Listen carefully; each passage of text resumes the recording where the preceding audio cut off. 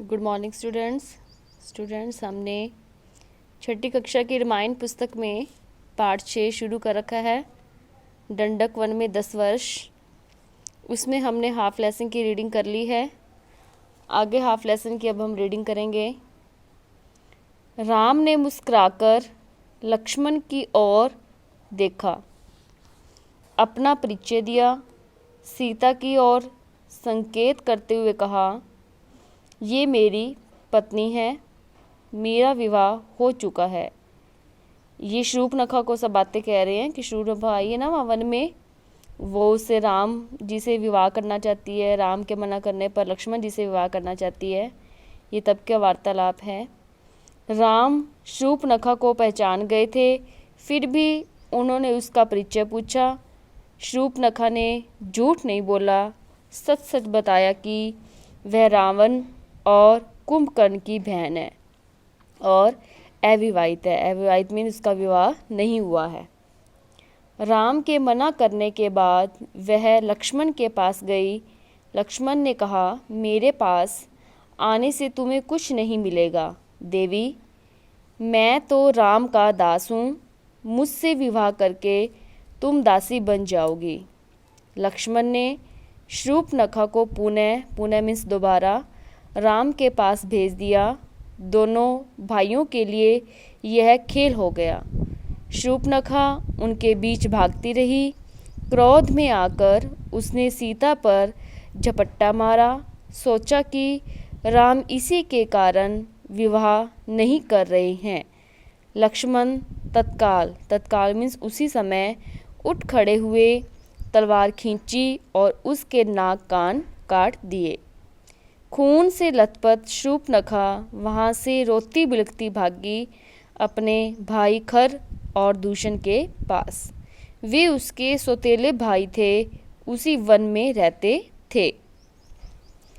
शूर्पणखा की दशा देखकर खरदूषण के क्रोध की सीमा न रही। उन्होंने तत्काल 14 राक्षस भेजे। शूर्पणखा उनके साथ गई। राम जानते थे कि राक्षस बदला लेने अवश्य आएंगे। वे तैयार थे। सीता को उन्होंने सुरक्षित स्थान पर भेज दिया लक्ष्मण के साथ। राक्षस राम के सामने नहीं टिक सके। देखते ही देखते उन्होंने सबको ढेर कर दिया। शूर्पणखा ने एक पेड़ के पीछे से यह दृश्य देखा। राम के पराक्रम से वह चकित थी। उसका मोह और बढ़ गया, साथ ही क्रोध भी बढ़ा। वह फुफकारती हुई खरदूषण के पास लौटी।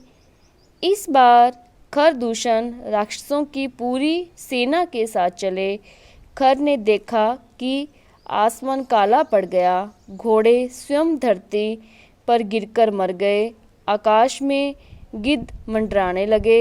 ये अमंगल के संकेत थे, पर वह रुका नहीं, आगे बढ़ता गया।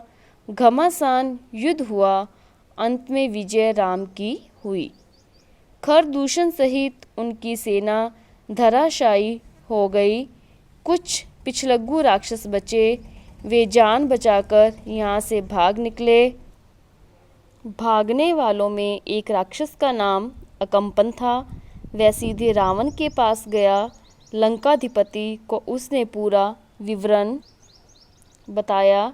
अकम्पन ने कहा, राम कुशल योद्धा हैं, उनके पास विलक्षण शक्तियां हैं, उन्हें कोई नहीं मार सकता। इसका एक ही उपाय है, सीता का अपहरण। इससे उनके प्राण स्वयं ही निकल जाएंगे। रावण सीता हरण के लिए तैयार हो गया। वह महल से चला। रास्ते में उसकी भेंट मारीच से हुई, ताड़का के पुत्र से। ताड़का का वध राम ने पहले ही कर दिया था।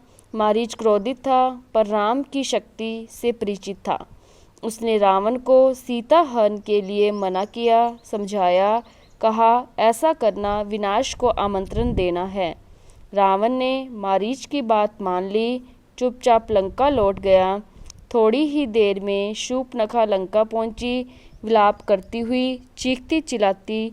रावण को पूरी घटना की जानकारी थी, लेकिन उसने शूर्पणखा को सुना। वह रावण को धिक्कार रही थी, फटकार रही थी। उसके पौरुष को ललकारते हुए शूर्पणखा ने कहा, तेरे महाबली होने का क्या लाभ, तेरे रहते मेरी यह दुर्गति। तेरा बल किस दिन के लिए है, तू किसी को मुंह दिखाने लायक नहीं रह गया है। शूर्पणखा ने राम लक्ष्मण के बल की प्रशंसा की, सीता को अति सुंदरी बताया, मीन्स बहुत ज़्यादा सुंदर बताया। कहा कि उसे लंका के राजमहल में होना चाहिए। शूर्पणखा बोली, मैं सीता को तुम्हारे लिए लाना चाहती थी। मैंने उन्हें बताया कि मैं रावण की बहन हूँ। क्रोध में लक्ष्मण ने मेरे नाक कान काट लिए। रावण फिर मारीच के पास गया। खरदूषण की मृत्यु से वह कुछ घबराया हुआ था। रावण ने मारीच से मदद मांगी। मारीच चाहता था कि रावण सीता हरण का विचार छोड़ दे। इस बार रावण ने उसकी नहीं सुनी, उसे डांटा और आज्ञा दी, मेरी मदद करो। मारीच जानता था कि दोबारा राम के सामने पड़ने पर वह मारा जाएगा। राम उसे नहीं छोड़ेंगे। रावण मारीच के मन की बात भांप गया। उसने क्रोध में भरकर कहा, वहाँ जाने पर हो सकता है राम तुम्हें मार दे, लेकिन न जाने पर मेरे हाथों तुम्हारी मृत्यु निश्चित है। विवश होकर मीन्स मजबूर होकर मारीच को रावण का आदेश मानना पड़ा। रथ पर बैठकर रावण और मारीच पंचवटी पहुँचे। कुटी के निकट आकर मायावी मारीच ने सोने के हिरण का रूप धारण कर लिया। कुटी के आसपास घूमने लगा।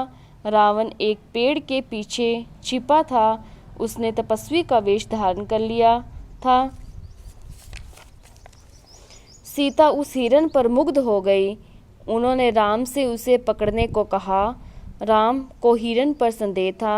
वन में सोने का हिरण लक्ष्मण बड़े भाई की बात से सहमत थे, पर सीता के आग्रह के आगे उनकी एक न चली। सीता की प्रसन्नता के लिए राम हिरण के पीछे चले गए। उन्होंने सोचा, वन में इतने समय के प्रवास के दौरान सीता ने कभी कुछ नहीं मांगा, उनकी यह इच्छा अवश्य पूरी करनी चाहिए। कुटी से निकलते समय राम ने लक्ष्मण को बुलाया, सीता की रक्षा करने का आदेश दिया। कहा, मेरे लौटने तक तुम उन्हें अकेला मत छोड़ना। लक्ष्मण ने सिर झुकाकर उनकी आज्ञा स्वीकार कर ली। सीता कुटी में थी। लक्ष्मण उन्हें लेकर बाहर खड़े हो गए। तो बच्चों, आज हमने पार्ट 6 पूरा कर लिया है। हमने हाफ सेमेस्टर का सिलेबस कर लिया है। हमारी इस बुक में 12 लेसन है। हमने 6 लेसन आपके पूरे कर लिए हैं और आपने इस 6 लेसन को अच्छे से लर्न करना है रामायण की पुस्तक में।